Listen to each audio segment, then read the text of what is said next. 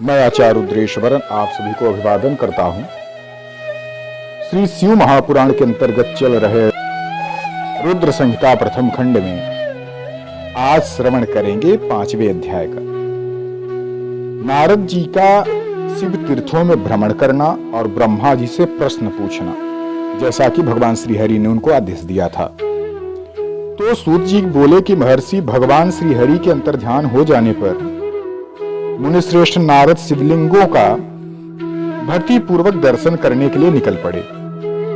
इस प्रकार भक्ति मुक्ति देने वाले अनेक शिवलिंगों को उन्होंने दर्शन किया। जब उन रुद्रगणों ने नारद जी को वहां आते देखा तो वो दोनों गण अपने साप की मुक्ति के लिए भी उनके चरणों में गिर पड़े और उनसे प्रार्थना करने लगे, वे उनके उद्धार करें, उनके उद्धार का मार्ग बताएं। नारद मुने, हम आपके अपराधी हैं।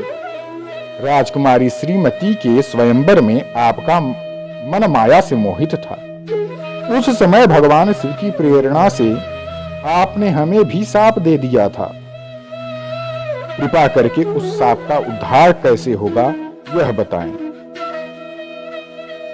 अब आप हमारी जीवन रक्षा का उपाय भी बता दीजिए। हमने अपने कर्मों का फल भोग लिया है। कृपा कर हम पर प्रसन्न होकर के हमें साप मुक्त होने का कोई उपाय बताइए। नारद ने कहा, हे रुद्रगणों, आप महादेव के गण हैं एवं सभी के लिए आदरणीय हैं। उस समय भगवान शिव की इच्छा से मेरी बुद्धि भ्रष्ट हो गई थी, इसलिए मोहवश मैंने आपको भी साप दे दिया। आप लोग मेरे इस अपराध को क्षमा करें, परंतु मेरा वचन झूठा नहीं हो सकता, इसलिए मैं आपको साप से मुक्ति होने का उपाय बताता हूं। मुनिवर विश्रवा के वीर्य द्वारा तुम एक राक्षसी के गर्भ से जन्म लोगे। समस्त दिशाओं में रावण और कुंभकर्ण के नाम से जाने जाओगे। राक्षस राज का पद प्राप्त होगा। तुम बलवान व वैभव से युक्त हो जाओगे। तुम्हारा प्रताप सभी लोकों में फैलेगा।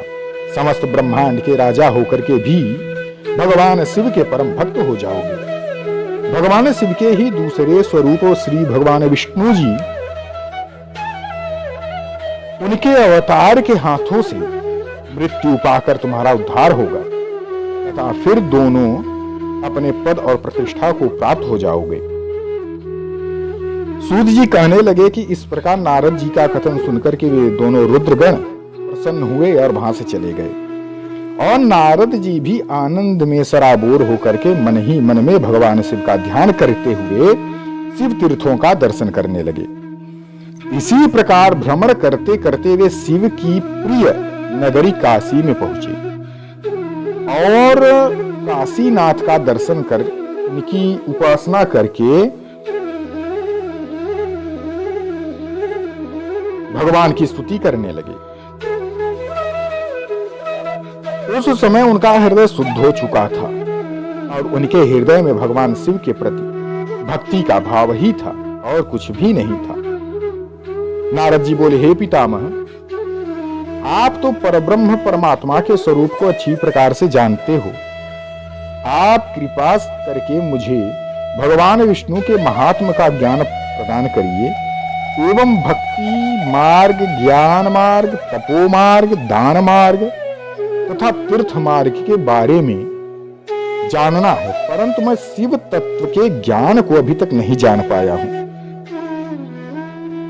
मैं उनकी पूजा विधि को भी नहीं जानता हूं, अतः मैं उनके बारे में सब कुछ जानना चाहता हूं। मैं भगवान शिव के विभिन्न चरित्रों, उनके स्वरूप तथा वे सृष्टि के आरंभ में, मध्य में किस रूप में थे, उनकी लीलाएं कैसी होती हैं और प्रलय काल में भगवान शिव कहाँ निवास करते हैं, उनका विवाह तथा उनके पुत्र कार्तिकेय के जन्म का आदि सभी कथाएं आपके श्रीमुख से सुनना चाहता हूं।